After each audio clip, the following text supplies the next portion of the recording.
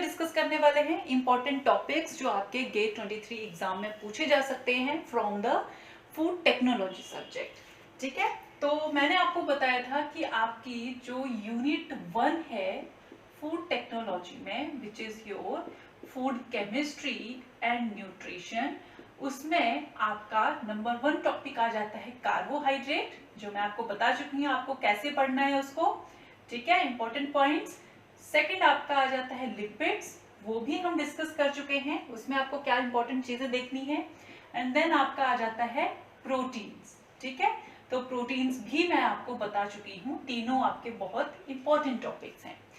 आज का जो आपका इंपॉर्टेंट टॉपिक में आता है that is your 4th number of important topic, and वो आपके आ जाते हैं पिगमेंट्स।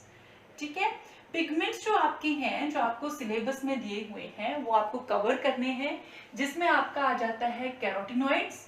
कैरोटिनॉइड्स पिगमेंट्स जो आपके होते हैं वो कौन से होते हैं, वो आपको विद एग्जांपल पता होने चाहिए। ठीक है, नेक्स्ट आपके पिगमेंट्स में आ जाता है जैसे आपके फ्लेवोनॉइड्स हो गए, तो आपको फ्लेवोनॉइड्स टॉपिक जो है उनको कवर करना है, जो आपके एंथोसाइनिन रिलेटेड भी हैं। तो एंथोसाइनिन्स जो हैं आपके एक्चुअल में they are derivative of flavonoids, तो ये दोनों आपस में कनेक्टेड हैं। ठीक है, नेक्स्ट आपके इंपॉर्टेंट पिगमेंट आ जाते हैं विच आर योर टैनिन्स। ठीक है, तो टैनिन्स की जो प्रॉपर्टी है आपको वो पता होनी चाहिए। एंड देन आपके आ जाते हैं आर्टिफिशियल पिगमेंट्स। आर्टिफिशियल पिगमेंट्स, अब इन टॉपिक्स में आपको एक्चुअल में देखना क्या है, नंबर 1 पिगमेंट्स की जो सॉल्युबिलिटी है वो क्या है।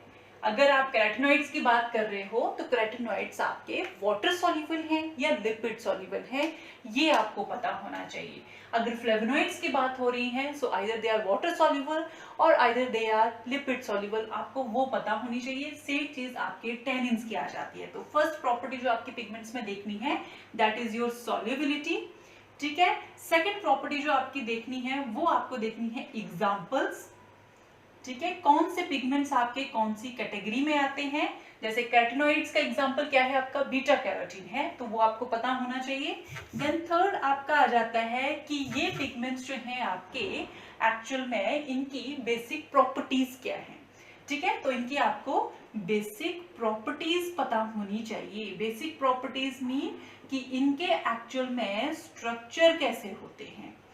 ठीक है, तो किस टाइप की, अगर हम कैरोटिनॉइड्स की बात करें तो उनमें आइसोप्रीन यूनिट्स होती हैं, फ्लेवोनॉइड्स की बात करें तो उसमें फ्लेवोनॉल्स जो होते हैं वो फंक्शनल ग्रुप होते हैं, टैनिन्स की बात करें तो उसमें डिफरेंट फंक्शनल ग्रुप स्ट्रक्चर जो होते हैं वो प्रेजेंट होते हैं।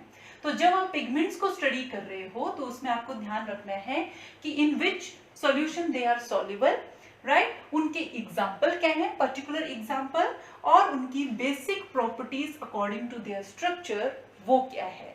तो ये आपको कवर करना है जो आपके पिगमेंट्स टॉपिक में आता है, इंपॉर्टेंट टॉपिक। ठीक है, so that's all for the today, take care.